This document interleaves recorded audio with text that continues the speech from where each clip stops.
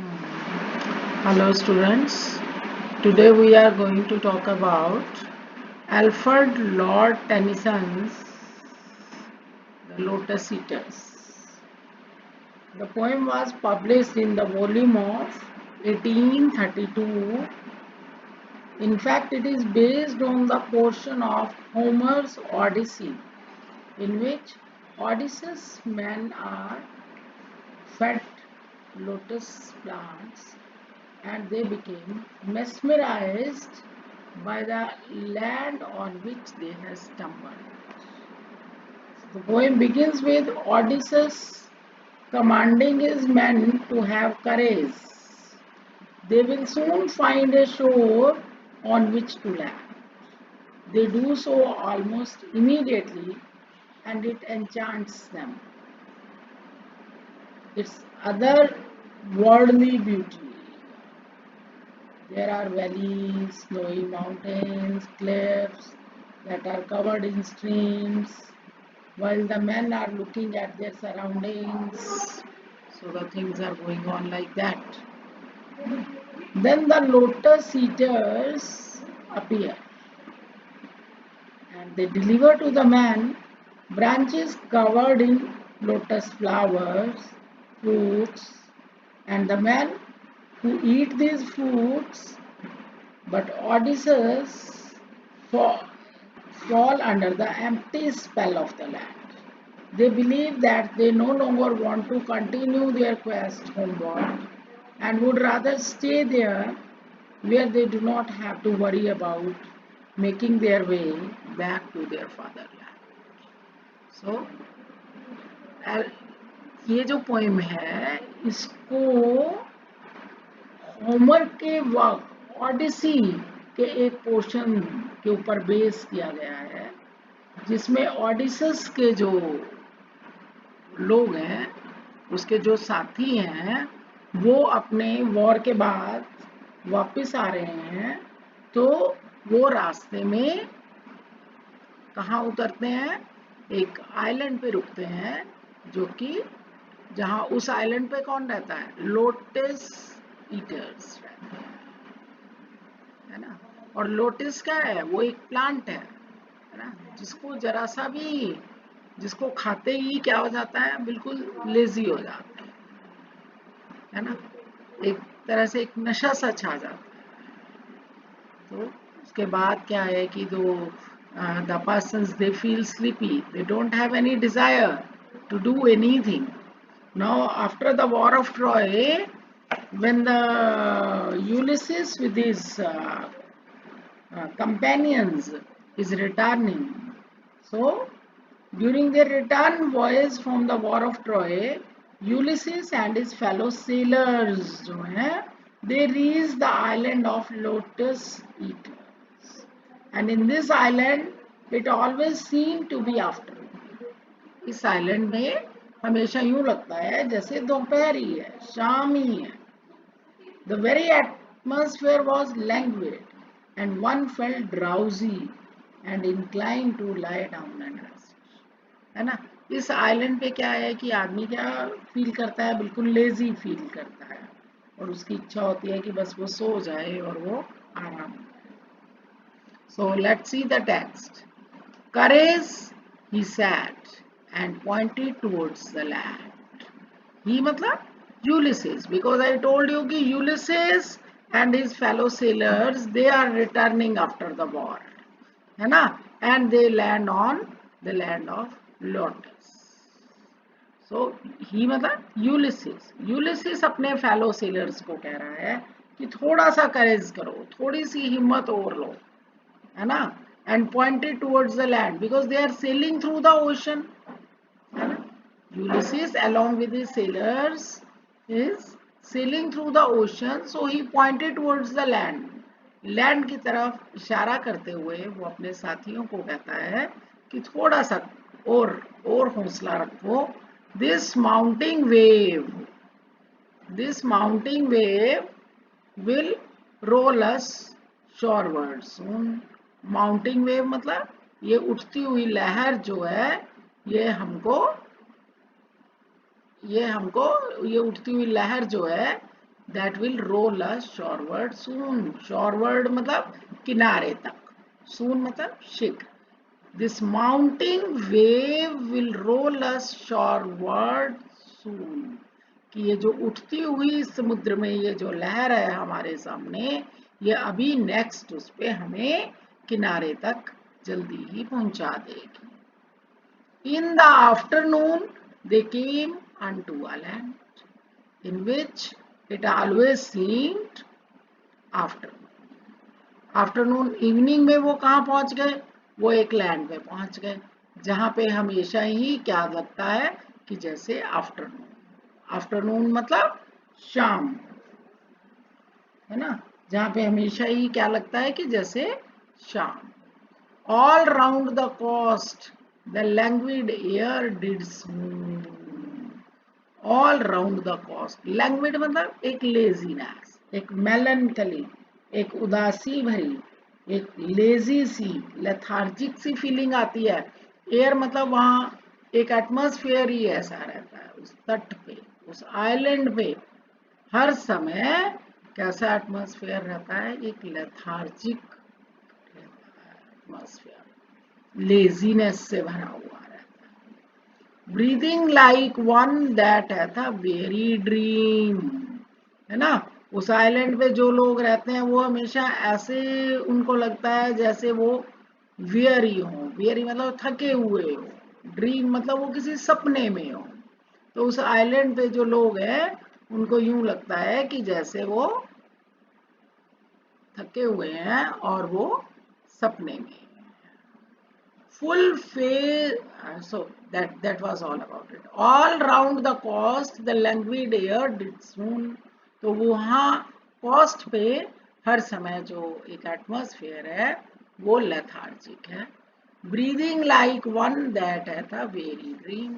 वहां पर आइलैंड पे जो लोग रहते हैं, लोटस आइलैंड पे जहाँ लोटस प्लांट है, तो वहां पर जो लोग हैं वो हर वक्त थके थके से ऐसे ड्रीम लाइक पोजीशन में है. Full faced above the valley stood the moon. ये अब देखो इन्वर्जन क्या हुआ है, हम ऐसे भी कह सकते हैं the moon stood full faced above the valley. तो now he is giving the description of that scene, है ना. And it's a very beautiful description in the following lines. इन अभी आगे वाली जो लाइंस हैं इनमें बहुत अच्छे ढंग से एक पिक्टोरियल वे से पोइट ने उन सराउंडिंग्स का डिस्क्रिप्शन दिया है कि वहां वैली पे पूरा चंद्रमा ऐसे दिखाई दे रहा है. फुल फेस्ड मून है जो वहां पर हमें पता चल रहा है, दिखाई दे रहा है. And like a downward smoke, and like a downward smoke the slender stream along the cliff to fall and pause and fall did sing. Downward smoke क्या हुआ, मिस्ट, कोहरा, moving downward instead of rising. Generally हम क्या देखते हैं कि smoke किस चीज को कह रहे हैं, कोहरा, है ना. कोहरा जो है अक्सर ऊपर उठता है, लेकिन यहाँ पर जैसे कोहरे में अगर नमी ज्यादा हो तो वो ऐसे नीचे को आता है, तो ये उसकी बात कर रहा है. So when the atmosphere is heavy with moisture the smoke instead of rising up moves downwards. तो जब जो है एटमॉस्फेयर में नमी ज्यादा हो, वातावरण में नमी ज्यादा हो, तो कोहरा जो है वो नीचे को आ रहा होता है. द स्लेंडर स्ट्रीम, स्ट्रीम किस चीज की, वही कोहरा, है ना. Stream of smoke, stream of smoke मतलब थिन स्ट्रीम ना. देखो मतलब actually this Tennyson is taking care of the alliteration also. जब दो साउंड्स सेम वर्ड की दो साउंड्स जब रिपीट करती हैं, जैसे देखो स स्लेंडर, स stream, slender stream, this is called alliteration. Alliteration जो है वो क्या करता है, एलिट्रेशन से जो लाइन है वो और ज्यादा म्यूजिकल लगती है ना. और मीनिंग की बात करें तो हम क्या बोल रहे हैं कि वो स्लेंडर मतलब पतली सी, थिन सी वो जो स्ट्रीम है वो क्लिफ के साथ साथ, क्लिफ मतलब पहाड़ के साथ साथ, पहाड़ी के साथ साथ वो नीचे गिरती है, फिर रुक जाती है, फिर नीचे गिरती हुई महसूस होती है। ठीक है, अब इसी चीज को वो आगे आने वाली लाइंस में भी और एक्सप्लेन करेगा, है ना। तो what the poet is saying, here there is just the description of that scene, full phased above the valley stood the moon, कि वैली में हमें पूरा चंद्रमा दिखाई दे रहा है। फिर जो वो है मिस्ट है, क्योंकि मॉइस्चर बहुत ज्यादा है, तो वो जो स्मोक है जिसकी एक पतली सी स्ट्रीम जो है वो क्लिफ के साथ साथ, पहाड़ी के साथ साथ नीचे को गिरती है, फिर रुक जाती है, पॉज मतलब रुक जाती है, एंड फॉल डेड सी, और फिर वो नीचे गिरती हुई दिखाई देती है। ए लैंड ऑफ स्ट्रीम्स, तो पोएट क्या बोल रहा है कि यहाँ पर तो बहुत सारी स्ट्रीम्स हैं, it is a land of streams, यानी कि there are number of streams in that island, like some like a downward smoke, slow dropping wheels of thinnest lawn, ये वाली लाइन समझो जरा, लाइक ए डाउनवर्ड स्मोक, क्योंकि मैंने बताया ना कि अगर एटमॉस्फेयर में मॉइस्चर ज्यादा होता है तो वो जो कोहरा है, जो मिस्ट है, वो नीचे को गिरती है, वो डाउनवर्ड पोजीशन में होती है, तो वो जो मिस्ट क्या है, एक तरह से धुआं सा ही है, तो वो धुआं सा नीचे को गिरता हुआ दिखाई दे रहा है, धुएं की एक पतली सी लाइन, है ना। तो और यहाँ पर बहुत सारी ऐसी स्ट्रीम्स हैं, because it is a land of streams, तो उनमें से कुछ जो है वो डाउनवर्ड स्मोक की तरह से नीचे आ रही हैं अलग अलग जगह से, slow dropping wheels of thinness lawn, तो बहुत सारी स्ट्रीम्स जो हैं as they move down the hill slowly they look like a wheel of thin transparent cloth falling down, तो वो स्ट्रीम्स जो हैं क्योंकि उनमें मॉइस्चर बहुत ज्यादा है मिस्ट में, तो वो स्ट्रीम नीचे को गिर रही है, ऊपर चढ़ने, कोहरा वैसे ऊपर जाता है, लेकिन यहाँ पर उस कोहरे में क्या है, मॉइस्चर है, तो वो कोहरे की जो पतली पतली सी लाइनें हैं वो उस ऊंचे पहाड़ से नीचे को गिर रही हैं, है ना। Some like a downward smoke, उनमें से कुछ जो है वो धीरे धीरे नीचे गिर रही हैं, स्लो ड्रॉपिंग, स्लो मतलब धीरे धीरे, ड्रॉपिंग मतलब नीचे गिर रही है, वो धीरे धीरे वो नीचे आ रही हैं, तो वो हमें ऐसे लगता है कि जैसे कोई पतला सा कपड़ा जो है वो नीचे तैरता हुआ आ रहा है। It is a very beautiful picture, है ना। देखो कितनी पोएट ने पेन्स ली तुमको वो सीन फील करवाने के लिए, कि हमें ऐसे लगता है कि झीना सा कपड़ा है ना, मखमल सी का, मलमल सी का, जैसे जो जिसके आर पार दिखाई देता है, जाली वाला, जाली वाले टाइप का कपड़ा है ना, तो ऐसा लगता है कि जैसे वो कपड़ा जो है झीना सा वो तैरता हुआ नीचे आ रहा, और एक्चुअली है क्या, वो स्मॉल स्ट्रीम्स है, वो स्लेंडर स्ट्रीम्स है, जो वो डाउनवर्ड स्मोक की स्ट्रीम्स है, क्योंकि ऊपर उसने कहा ना it is a land of streams, की बहुत सारी स्ट्रीम्स हैं जो स्लोली नीचे आ रही हैं, और वो ऐसे लग रहा है कि जैसे वो लॉन को थिनली कवर कर रही है, लॉन तो इसलिए क्योंकि वो ग्रीनरी है, वहां पे सब पहाड़ है ना। Then again see some through the wavering lights and shadows broke, rolling a slumberous sheet of foam below, some मतलब some streams जो है वेवरिंग, वेवर कर रही हैं, वेवरिंग समझते हो ना, हिल रही हैं, तो कई स्ट्रीम्स जो हैं वो ऐसे हिल रही हैं, तो कहीं पे लाइट है कहीं पे शेडो है ना, और वो सभी स्ट्रीम्स जैसे नीचे आ रही हैं धीरे धीरे धीरे धीरे, तो यूं लगता है कि जैसे फोम की शीट आ रही है, बहुत ज्यादा झाग की जो है वो शीट आ रही है ना, क्योंकि shadows of the trees where light and dark were created alternatively by the sunlight, sunlight है ना, तो सनलाइट की वजह से वो लाइट और शेडो दिखाई दे रही है। लाइट जहां पे सनलाइट है वहां पे लाइट हो गई, जहां पे सनलाइट नहीं पड़ रही है वहां पे शेडो हो गई। वो कौन ब्रेक कर रहा है? वो वेवरिंग किसकी वजह से हो रही है? वो शेडो किसकी वजह से हो रही है, लाइट और डार्क की? इन स्ट्रीम्स की वजह से। Rolling A slumberous sheet of foam below, carrying down with them sheet of foam। Slumberous मतलब आ तो सब कुछ लेजी वे से ही रहा है, क्योंकि वो पूरा का पूरा जो लैंडस्केप है, पूरा का पूरा जो आइलैंड है, वो चार्ज्ड है किससे? लेजीनेस से, लेथार्जी से, स्लीपीनेस से, मेलनकली से। ठीक है, तो some through wavering lights and shadows broke.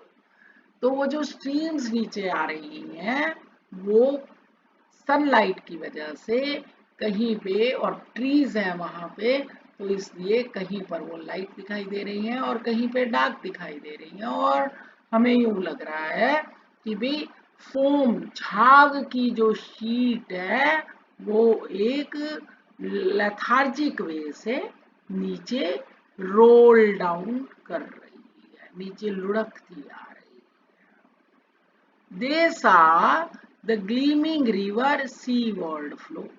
वो क्या देख रहे हैं कि वो जो रिवर है वो सीवर्ड, सी की तरफ फ्लो कर, है ना। From the inner land, inner land क्या हो गया? From the interior of the island, from the interior of the island दो streams are, the river was flowing outward to the sea from the inner land far off। देखो, they saw the gleaming river seaward flow from the inner land, from the interior of the island, from the interior of the island the river was flowing outward to the sea। Three mountain tops far off, three mountain tops, or at a great distance there were three mountain tops which are visible, three silent pinnacle of aged snow। pinnacle मतलब mountain peaks, पहाड़ की चोटी को हम pinnacle कहते हैं। तो दूर हमें तीन माउंटेन्स दिखाई दे रहे हैं, उनके माउंटेन टॉप्स दिखाई दे रहे हैं, और जो उनकी पीक्स हैं वो किस चीज से कवर्ड है? स्नो से, है ना। एज्ड स्नो, एज्ड स्नो का मतलब क्या है कि वहां पर वो बहुत पहले से है, बहुत पुराने पहाड़ हैं, है ना, बहुत पुराने पहाड़ हैं और वहां पे बर्फ से वो कवर्ड ही रहते हैं। स्टोड सनसेट फ्लास्ट, तो वो अभी भी है वहां पे बर्फ, वो पहाड़ वहीं पे हैं, उनकी चोटियां जो हैं वो बर्फ से कवर्ड हैं और सालों से बर्फ ही है वहां पे। तो अब यहाँ पर इस आइलैंड पे क्या है, हमेशा सनसेट रहता है, तो इसलिए वो अब सनसेट की लाइट में वो स्नो जो है वो चमक रही है उन चोटियों पे। एंड्यूड विद शॉवरी ड्रॉप्स, है ना, और वहां पर पत्तों पे जो है, ट्रीज पे क्या दिखाई दे रही है? ड्यू ड्रॉप्स दिखाई दे रही है, क्योंकि सनलाइट से थोड़ा तो मेल्ट हो रही है ना ice. Up clomb the shadowy pine above the woven copse. Up clomb मतलब rising very high. Up clomb the shadowy pine, pine मतलब क्या होता है? पाइन खजूर को बोलते हैं शायद, ऊंचे ऊंचे खजूर के पहाड़ हैं वहां पर, पाइन ट्रीज हैं। अप क्लोम मतलब वेरी हाई, वहां पर क्या है? पाइन ट्रीज, है ना। वूवन कॉप्स मतलब dense shrubs are there। Woven copse, copse is also the name of the plant, कि वहां पर बहुत ज्यादा श्रब्स है, श्रब्स मतलब ज्यादा ऊंचे प्लांट नहीं होते, है ना। तो वहां पर और वो प्लांट्स हैं और वहां पर ऊंचे ऊंचे क्या है? पाइन ट्रीज भी हैं। तो तुम्हें ये सब एक लोकेशन के बारे में बता रहा है कि वहां पर ऐसा है। The charmed sunset lingered low adown। The atmosphere जो है वो हमेशा वहां पे चार्म्ड रहता है, क्योंकि लोटस प्लांट जो है उसमें क्या है, मेलनकली की इफेक्ट, स्लीपी इफेक्ट्स हैं, तो वो एटमॉस्फेयर, सनसेट भी वहां पर क्या है, चार्म्ड है। लिंगर्ड लो अडाउन, अडाउन मतलब down in the sky, quite near the earth, so the sunset seem to linger in the west. बात हम क्या कह रहे हैं कि वहां पे ऐसा लगता है हर समय वहां पे सनसेट ही है ना, वहां पे हर समय क्या है, सनसेट ही है, ठीक है। तो ऐसा लगता है जैसे कुछ मैजिक स्पेल जो है वो उस जगह पे, charmed sunset lingered low adown in the red west, sunsets in the west, तो वेस्टर्न साइड जो है, वेस्ट जो है वो में रेड नजर आ रहा। Through mountain clefts the dale was seen far inland, cleft मतलब दरार, तो पहाड़ों की उन के बीच में से हमें वैली दिखाई देती है, डेल मतलब वैली दिखाई दे रही है, फॉर इनलैंड अंदर की तरफ, the yellow down bordered with, है ना, डाउन किसको कह रहे हैं, फील्ड्स को, तो माउंटेन से हम क्या दिखाई देख रहे हैं कि दूर फील्ड्स हैं, खेत हैं जो कि कवर्ड हैं वहां पे येलो कलर के फ्लावर्स से। येलो कलर के फ्लावर्स कौन से हुए, lotus flowers, bordered with palm, और वहां पर क्या है, पाम ट्रीज भी है, एंड मैनी ये वाइंडिंग वेल, और बहुत घुमावदार, वाइंडिंग मतलब बहुत घुमावदार वैलीज है, मीडोज भी है, with the slender set with slender galingale, slender मतलब वहां पर पतले सी, ये प्लांट भी है, कौन से, गैलिंगेल, गैलिंगेल क्या है, ये भी एरोमेटिक प्लांट है जिनकी पतली सी stem. So a land where all things always seem the same. तो ये कैसी जगह है, लोटस आइलैंड, लोटस आइलैंड कैसी जगह है जहाँ पे हमेशा सभी चीजें एक जैसी ही दिखती हैं, and round about the keel with faces pale, dark faces pale against that rosy flame. Keel क्या होता है, शिप का आगे वाला हिस्सा, तो उनके शिप, जो सा शिप जो लैंड पे रुका था यूलिसिस और उसके फेलो सेलर्स वाला, तो वहां पर उस, वो सब जने वहां शोर पे पहुंच गए, तो वो वहीं बैठे हुए हैं ना यूलिसिस और उसके साथी, तो वहां पर और जो कुछ लोग आ जाते हैं जिनके चेहरे जो है वो पीले से है, फेसेस पे, dark faces pale against that rosy flame, rosy flame किसकी है, सनसेट की, तो उनके चेहरे जो हैं वो पीले से दिखाई दे रहे हैं, रोजी से दिखाई दे रहे हैं, और वहां पर कौन आया, माइल्ड आइड मेलनकली लोटस ईटर्स के, तो वो उनकी आंखें जो है मेलनकलिक हैं, हल्की सी, है ना, उदासी से भरी बंद सी आंखें, तो वो लोटस, लोटस ईटर्स जो है वो आ गए, वो लोग आ गए जो लोटस प्लांट खाते हैं। Branches they bore of that enchanted stem, उन सब ने वो ब्रांचेस उठा रखी हैं, उन सब ने वो स्टेम्स उठा रखी हैं जो जादुई है, एन्चेंटेड मतलब जादुई है, जादुई मतलब जो मैजिकल है, यानी कि जिसको खाते ही आपको नींद आने लगेगी, आप में एक उदासी सी, एक सुस्ती सी छा जाएगी। Laden with fruits, flower and fruits, और उन स्टेम्स में क्या लगा हुआ है, फ्लावर्स भी हैं, फ्रूट्स भी हैं, whereof they gave to each, और उन्होंने वो हर स्टेम उन लोगों में से उन लोगों को पकड़ा दी, किसको, यूलिसिस को और उसके साथी सेलर्स को पकड़ा दी।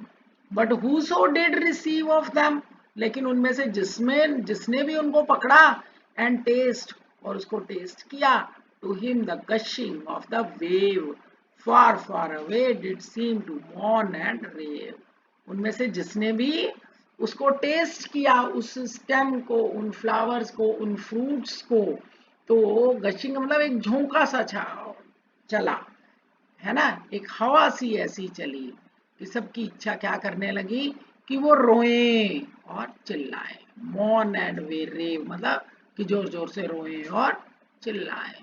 ऑन एलियन शोर्स, जो एक विदेशी अलग स्ट्रेंज सी जगह पे बैठे। यूलिसिस और उसके फेलो सीलर्स सबको, जब उन्होंने लोटस ईटर्स ने उनको वो स्टेम दिया, तो सबकी इच्छा हुई कि वो जोर जोर से चिल्लाए, जोर जोर से रोए, और सबके सब अपने घरों से दूर उन इल शोर्स पे बैठे। And if his fellows spake, his voice was thin as voices from the grave. और अगर उनमें से उनका कोई साथी बोला भी तो उसकी आवाज इतनी पतली थी कि ऐसे लगता था जैसे कब्र से आवाज आ रही। And deep asleep he seemed, और जबकि वो पर्सन जो बोल रहा है वो ऐसे लगता था जैसे he is in deep sleep, कि जैसे वो गहरी नींद में हो। येट ऑल अवेक, और जबकि वो जाग रहा होता था। And music in his years is beating hard. तो आंखें खुलती ही नहीं उस प्लांट को खाने के बाद। तो यूं लगता है जब आप बहुत गहरी नींद में सो रहे होते हो और कोई आपको हिला ही जाता है उठाने के लिए, तो आप उठते ही नहीं, क्योंकि नींद इतनी हावी हो रही है। तो आपको जो आपकी हार्ट बीट है वो आपको आपके कानों में सुनाई दे रही होती है ना। तो same thing is there. They sat down upon the yellow sand between the sun and the moon upon the shore. तो वो सब बैठ जाते हैं वहां सैंड पे, सन भी है, मून भी है शोर पे। And sweet it was dream of fatherland, कि अब उन सब सेलर्स को, इंक्लूडिंग यूलिसिस, उनको अपनी होमलैंड के बारे में सपने लेने में तो बड़ा मजा आ रहा है। अपनी वाइफ को याद करना, बच्चों को याद करना, स्लेव्स को याद करना। But evermore most weary seemed the sea, and weary the oar, weary the wandering fields of barren form. लेकिन हमें उनको उससे भी ज्यादा वेरी क्या लग रहा है, सी। और क्या होता है वो, जिससे वो अपनी नाव चलाते हैं। उनको वो ओशन क्रॉस करना ही बहुत थकावट भरा लगता है। वो चप्पू चलाना ही उनको बहुत थकावट भरा लगता है। उनको वो फील्ड्स जो हैं, fields of barren foam, foam क्या मतलब, इतनी सारी वो जो जो झाग है वहां पे, समुद्र की जो लहरें हैं उसमें जो झाग बनती है, पानी जब उसमें फ्लो कर रहा होता है, तो वो उनको बैरन नजर आ रहा है। बैरन मतलब बंजर होता है वैसे तो, और बंजर शब्द हम जमीन के लिए यूज करते हैं। यहाँ ओशन के लिए कर रहे हैं। ओशन के लिए इसलिए कर रहे हैं क्योंकि भाई जो सेलर्स हैं उनको लगता नहीं कि अब वो उस ओशन को कभी क्रॉस कर पाने की उनमें हिम्मत होगी, because they are all feeling so sleepy. Then someone said we will return no more. तब उनमें से उनका एक साथी बोलता है कि हम वापस नहीं जाएंगे, है ना। And all at once they sang our island home. तो सारे एकदम गाने लगते हैं कि आइलैंड ही हमारा होम है, is for beyond the wave. और उन लहरों को भी हमें क्रॉस नहीं करना पड़ेगा, उनसे हम बहुत दूर हैं। वी विल नो लॉन्गर रोम। तो वो डिसाइड कर लेते हैं, एक बार उनका मन यूं हो रहा है कि हम तो यहीं पड़े रहेंगे, हम अब आगे चलेंगे ही नहीं, हम अब आगे और जर्नी नहीं करेंगे। तो ये पोएम लंबी है थोड़ी, हम इसको अभी 2-3 सेशंस में पूरा करेंगे। So this was the first part of the poem. I hope you must have understood. So just rewind the video again and again so that that pictorial imagery which the poet has used in the beginning you can understand, है ना। तो शुरू video को बार बार rewind कर करके आप जरा उन लाइंस को समझो जहां पर पोएट इतना बारीकी से, इतना माइन्यूटली, इतना खूबसूरत ढंग से अपनी बात को बता रहा है, उस लैंडस्केप को डिस्क्राइब कर रहा है कि जहां पर वो यूलिसिस अपने फेलो सेलर्स के साथ उस आइलैंड पे पहुंचा है, lotus island. Thank you. Next part of the poem we will do in the another session, next session. So we'll complete it slowly, but so that you may understand it.